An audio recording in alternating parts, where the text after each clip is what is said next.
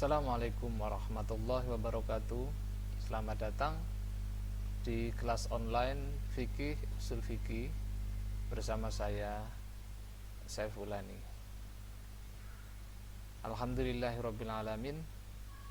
Pada kesempatan ini kita masih diberikan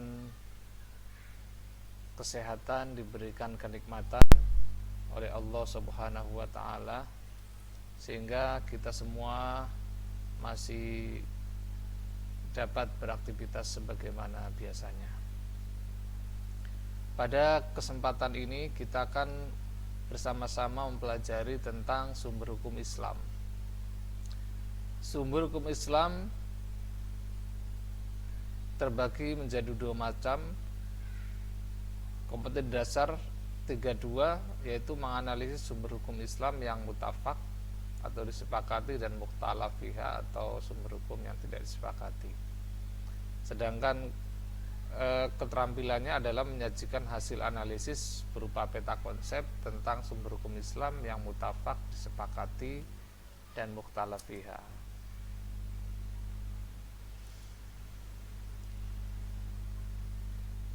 Mari kita lihat peta konsep yang sudah ada ini. Sumber hukum Islam secara garis besar terbagi menjadi dua, yaitu mutafak dan mukhtalaf. Mutafak artinya disepakati. Sumber hukum yang disepakati terdiri dari 4 macam. Yang pertama adalah Al-Quran, Al-Hadis, Ijma, dan Qiyas.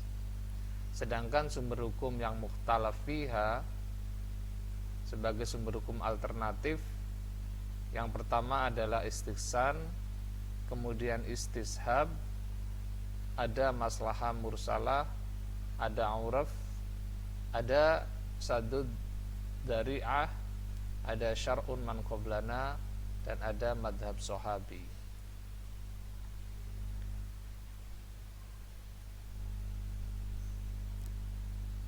Yang akan kita pelajari pada kesempatan ini adalah sumber hukum Islam yang mutafak, mulai dari Al-Quran, Al-Hadis, Ijma, dan Qiyas.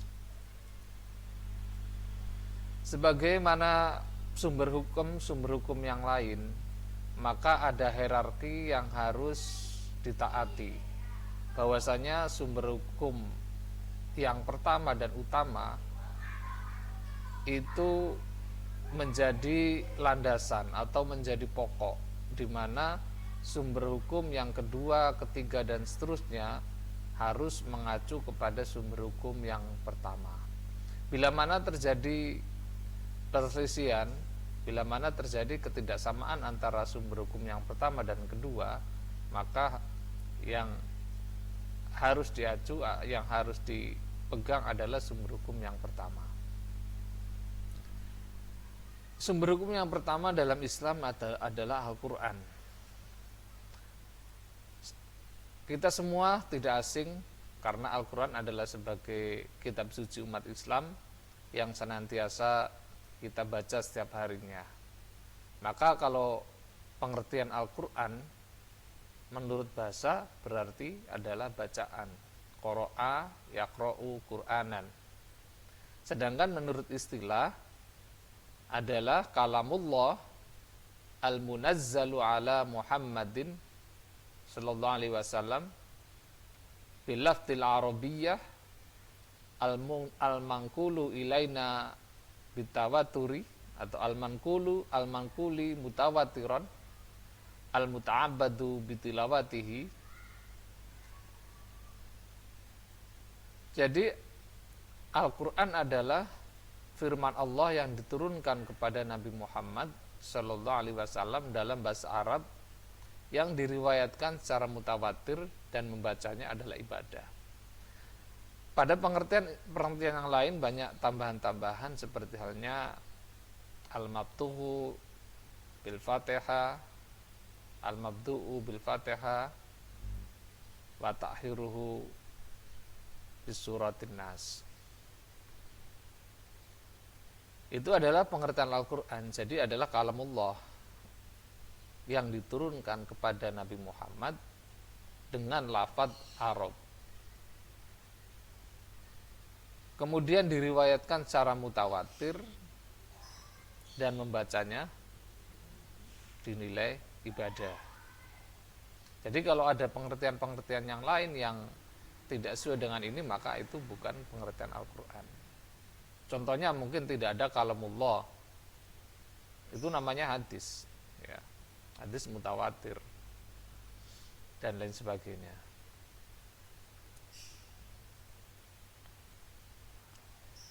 Kemudian kedudukan Al-Quran, dasar kehujanan Al-Quran dan kedudukannya sebagai sumber hukum Islam. Dasar kehujanan yang pertama tentunya adalah Al-Quran. Ya ayyuhalladzina amanu ati'allaha wa ati'ur rasul wa ulil amri minkum. Fa in tanaza'tum bisyai'in faruddu ilallah wa rasulih. In kuntum tu'minu billahi wal yawmil akhir. Dzalika khairu wa ahsanu ta'wila. Wahai orang-orang yang beriman, taatlah kamu kepada Allah dan taatlah kamu kepada Rasul. Wa ulil amri minkum, dan juga para pemimpin kamu.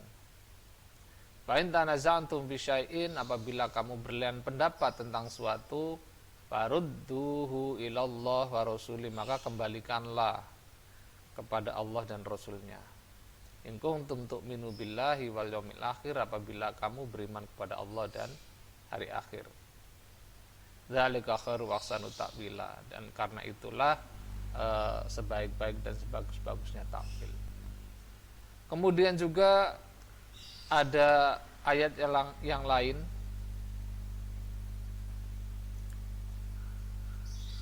Inna anzalna ilaikal kitaba bil haqqi litahkuma bainan nasi bima arakallah wa la taqul lil khaini khasima. Bahwasanya Al-Qur'an itu adalah kitab yang benar, yang fungsinya adalah untuk menjadi landasan hukum bagi manusia. Sedangkan pokok-pokok isi Al-Quran atau isi kandungan Al-Quran meliputi tentang tauhid.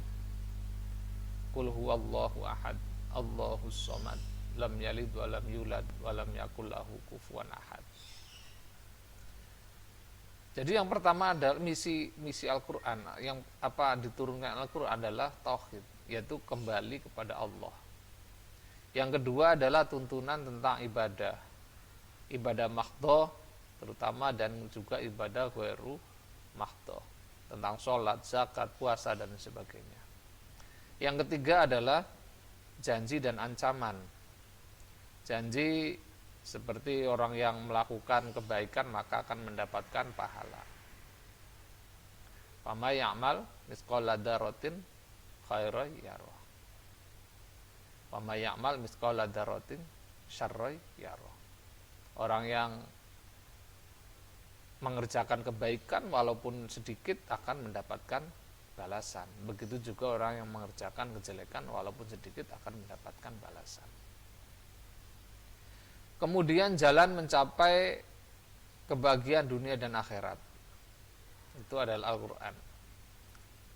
Kemudian yang kelima adalah riwayat dan cerita kisah umat-umat terdahulu.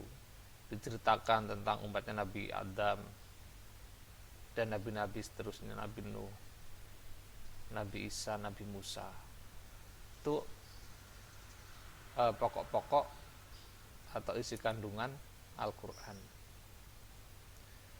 Kemudian fungsi Al-Quran diturunkan yaitu sebagai penegas bidang akidah, sebagai penegas bidang ibadah, memberikan pelajaran bagi kita dengan pengalaman kisah-kisah masa silam, memberikan kabar gembira, menjadi pedoman hidup bagi setiap mukmin, sebagai obat bagi segala penyakit rohani, dan memberikan motivasi, dorongan untuk kemajuan teknologi, serta menjawab segala problema kehidupan manusia. Apapun masalah yang ada di dunia ini, maka bisa kita cari solusinya dalam Al-Quran.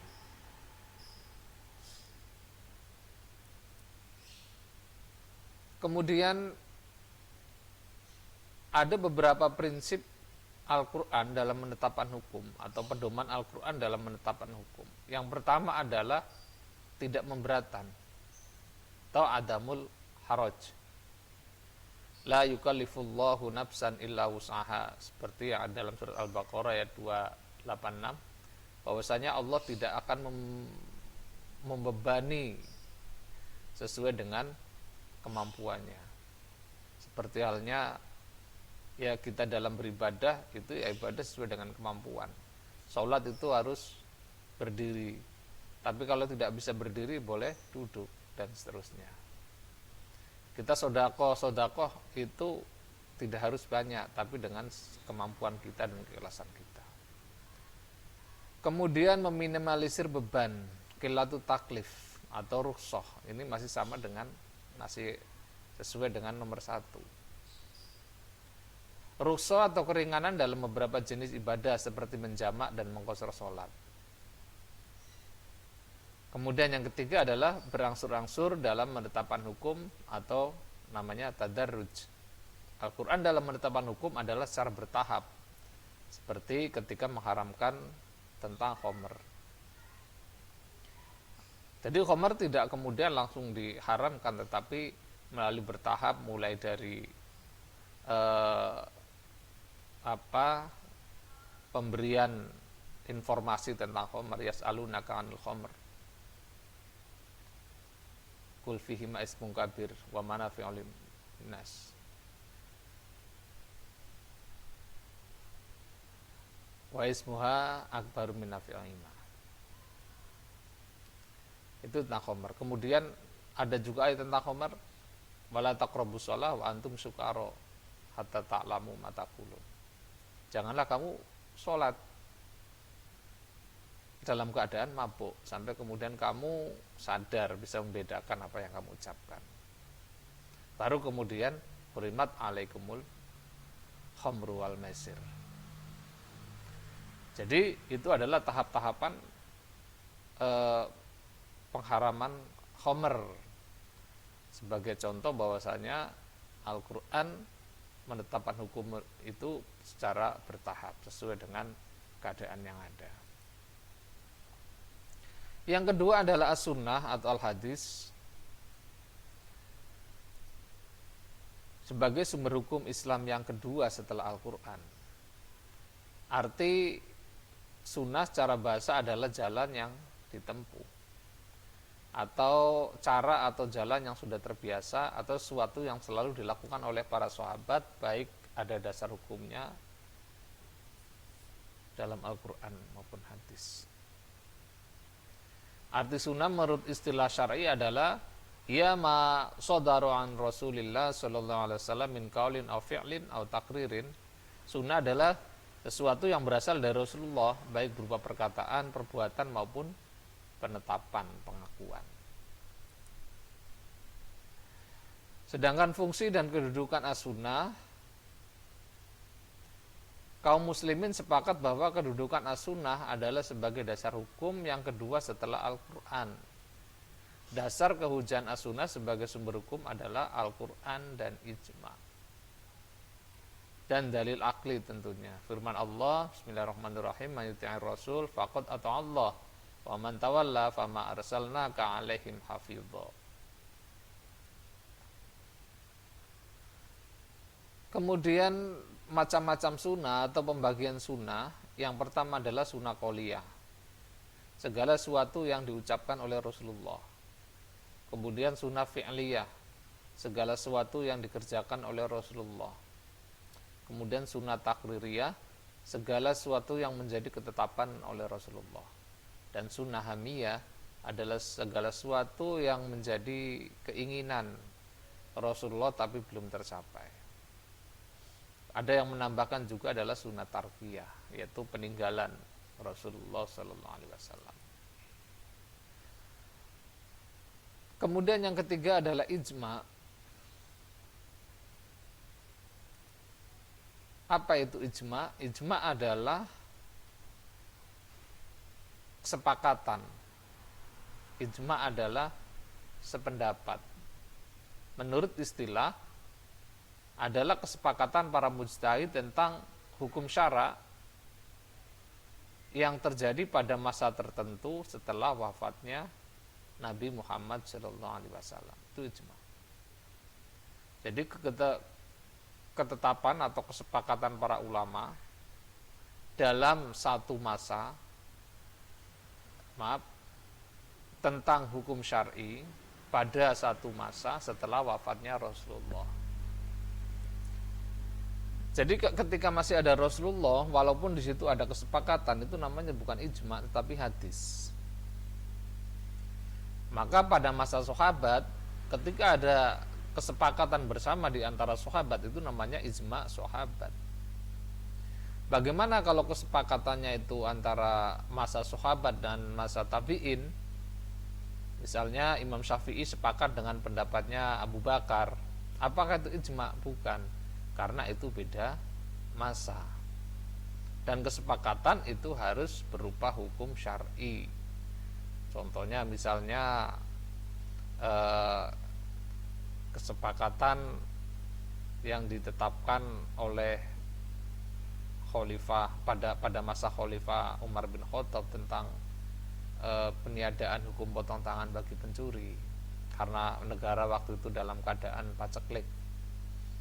Kemudian juga kesepakatan tentang bagian waris nenek yang disampaikan oleh sahabat Ali dan disepakati oleh semua sahabat, itu namanya ijma sahabat. Kedudukan ijma dalam hukum Islam adalah yang pertama, jumhur ulama fikih berpendapat bahwasannya ijma dapat dijadikan hujah yang qat'i dan sumber hukum Islam dalam menetapkan suatu hukum. Kemudian ulama yang menolak ijma sebagai sumber hukum Islam berdasarkan pada Al-Qur'an surat An-Nahl. Sedangkan ulama yang sepakat ijma bisa dijadikan sumber hukum berdasarkan pada surat An-Nisa ayat 57 dan surat Al-Baqarah ayat 143 serta hadis Nabi. Contoh ijma adalah pembukuan Al-Quran pada masa Khalifah Abu Bakar. Kemudian menjadikan as-sunnah sebagai sumber hukum Islam. Kemudian pengangkatan Khalifah Abu Bakar sebagai pengganti Rasulullah. Itu adalah contoh-contoh ijma yang lain. Macam-macam ijma dari segi caranya adalah ada yang namanya ijma qauli dan ijma sukuti. Ijma qauli itu apabila kesepakatan itu disampaikan secara nyata, baik secara lisan maupun tulisan. Sedangkan ijma sukuti adalah kesepakatan yang tidak disampaikan secara nyata, dengan diamnya itu. Jadi ketika seorang ulama setuju tapi dia tidak mengutarakan pendapat, hanya diam tapi mengikuti, itu namanya ijma sukuti. Kemudian dari segi waktu dan tempat bisa namanya ijma sahabi apabila itu kesepakatannya pada masa sahabat. Ijma ulama Madinah, jadi kesepakatan ulama-ulama yang berada di Madinah. Ijma ulama Kufah, ijma Khalifah 4, ijma Abu Bakar dan Umar, ijma Ahlul Bait dan sebagainya. Kemudian yang keempat adalah qiyas. Qiyas itu adalah membandingkan, menyamakan. Jadi secara bahasa berarti mengukur, membandingkan atau menyamakan suatu dengan yang lain. Sedangkan pengertian secara istilah adalah menyamakan sesuatu yang belum ada kaitannya. Ada kaitan hukumnya dengan sesuatu yang telah ada status hukumnya. Dan nas karena ada kesamaan nas antara keduanya. Jadi ijma itu membandingkan atau menyamakan suatu peristiwa yang belum ada hukumnya dengan peristiwa yang sudah ada hukumnya atau sudah ada nasnya. Kedudukan qiyas dalam hukum Islam, jumhur ulama fikih menjadikan qiyas sebagai hujah syariat keempat setelah Al-Quran, As-Sunnah, dan Ijma. Dasarnya dasar qiyas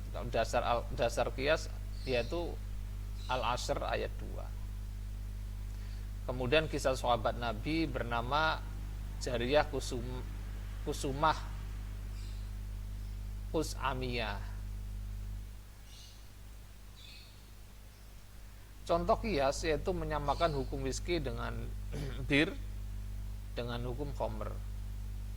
Jadi menyamakan narkoba atau minuman yang ada sekarang ini dengan khamr. Narkoba atau whisky atau bir itu belum ada hukumnya, sedangkan khamr itu sudah ada hukumnya. Kemudian hukum whisky dan bir itu disamakan dengan hukum khamr, itu namanya berhukum dengan kias. Kemudian harta anak-anak wajib dikeluarkan hartanya atau zakatnya, yang disamakan dengan harta orang dewasa. Dan masih banyak lagi contoh-contoh kias. Untuk mengambil hukum dengan kias, maka harus sesuai dengan rukun kias. Yang pertama adalah al-aslu atau asal. Asal itu adalah peristiwa yang sudah ada hukumnya, seperti khamr tadi. Kemudian far'un adalah peristiwa atau sesuatu yang belum ada hukumnya, seperti whisky atau bir. Kemudian illah adalah sebab yang menjadikan adanya hukum. Contohnya kalau asal itu khamr itu kenapa dihukumi haram? Karena memabukkan. Nah, bagaimana dengan whisky atau minuman keras yang sekarang ini narkoba? Itu sama memabukkan, maka ilahnya di situ adalah sama-sama memabukkan, maka hukumnya sama. Hukum asalnya adalah pengharaman tentang khamr. Nah, kemudian macam-macam kias. Kias terbagi menjadi 3. Ini kalau ditimbang dari tinggi dan rendahnya antara derajat antara asal dan far'un. Yang pertama adalah kias aulawi. Kias lebih tinggi. Kenapa lebih tinggi? Karena peristiwa yang baru itu lebih tinggi derajatnya daripada al-aslu. Lebih tinggi derajat maksudnya apa? Bisa jadi lebih tinggi tingkat kemadorotannya, seperti kalau kita mengkiaskan antara narkoba dengan khamr. Narkoba itu adalah far'un, peristiwa yang baru yang belum ada hukumnya, sedangkan khamr adalah peristiwa yang lama yang sudah ada hukumnya. Jadi mengkiaskan narkoba dengan khamr itu adalah masuk kepada kias aulawi, karena narkoba lebih merusak daripada khamr misalnya. Kemudian kias musawi, yaitu kias yang sepadan antara asal dan far'un, itu sepadan. Contohnya mengkiaskan beras yang belum ada hukumnya dengan gandum yang sudah ada hukumnya sebagai sarana untuk mengeluarkan zakat fitrah misalnya. Jadi sama-sama makanan pokok ilahnya. Kemudian kias adna adalah kias yang far'unnya lebih rendah dari asal. Nah, kias ini tidak bisa dijadikan sebagai dasar hukum. Contohnya misalnya mengkiaskan emas, perak dengan emas. Jadi kalau emas itu wajib mengeluarkan zakat, apakah perak juga mengeluarkan zakat? Karena perak itu lebih rendah dari emas, maka tidak bisa dikiaskan dengan emas. Itu namanya kias adna. Terima kasih sudah mengikuti pembelajaran fikih ini. Untuk selanjutnya akan kita pelajari tentang sumber hukum fikih yang mukhtalaf, seperti istihsan, istisab, dan lain sebagainya. Semoga bermanfaat. Assalamualaikum warahmatullahi wabarakatuh.